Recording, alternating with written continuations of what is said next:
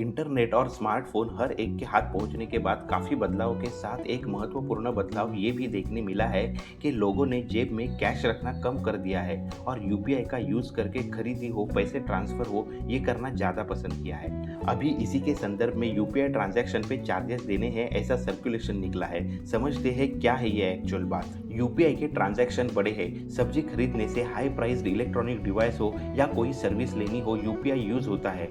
दोस्तों को या बैंक अकाउंट ट्रांसफर के लिए भी यूपीआई यूज हो रहा है। यूज करने वालों के फोन नंबर यूपीआई से जुड़े हुए हैं। अगर फैक्ट देखें तो समझ आएगा, लास्ट 3 महीने में ही यूपीआई द्वारा 12.5 लाख कोटी से भी ऊपर ट्रांजैक्शन हुए हैं और ट्रांजैक्शन का काउंट देखें तो वो 800 कोटी के करीब है। हम 5 रुपए से हजारों लाखों का ट्रांजैक्शन यूपीआई से कर रहे हैं। अभी मेहनत से कमाए हुए पैसे को खर्च करने के लिए चार्जेस देने की न्यूज़ आई है तो काफ़ी लोग परेशान हैं। यूपीआई सिस्टम को ऑपरेट करने वाली संस्था एनपीसीआई यानी national payments corporation of India ने 24 मार्च 2023 को एक नोटिफिकेशन भेजा है जिसमें ये कहा गया है, अगर हम पीपीआई यानी प्रीपेड पेमेंट इंस्ट्रूमेंट के जरिए मर्चेंट ट्रांजैक्शन कर रहे हैं तो 1.1% चार्जेस देना होगा। इसे सर्विस चार्ज बोला गया है। तो सब समझ रहे हैं, अभी हमें सभी ट्रांजैक्शन पे फीस देनी होगी। जैसे 2000 का ट्रांजैक्शन है तो 2022 रुपए देना होगा।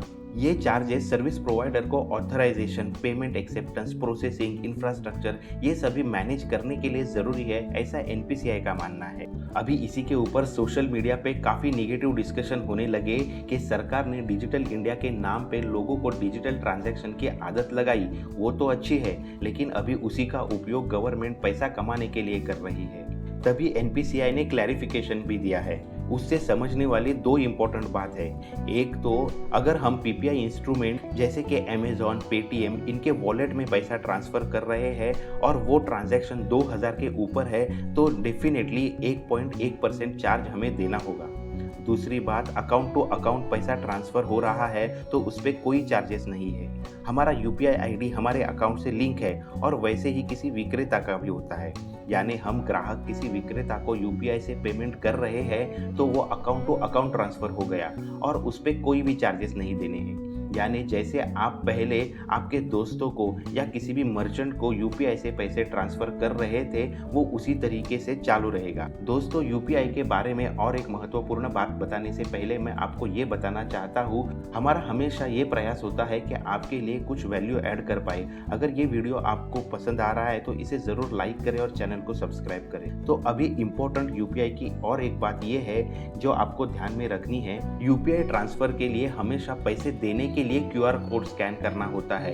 कभी भी पैसे लेने के लिए कोई क्यूआर कोड स्कैन करने की जरूरत नहीं है और कोई आपको क्यूआर कोड स्कैन करके पैसे मिलेगा ऐसा बोल रहा है तो समझिए वो डेफिनेटली एक स्कैम है। और बिना चार्जेस पे किए आपके फायदे के लिए एक और चीज़ कर सकते हैं, वो है ये चैनल को सब्सक्राइब करें और बेल बटन को क्लिक करें जिससे आपको latest finance, investment, money concepts मिलते रहेंगे। Thanks for watching.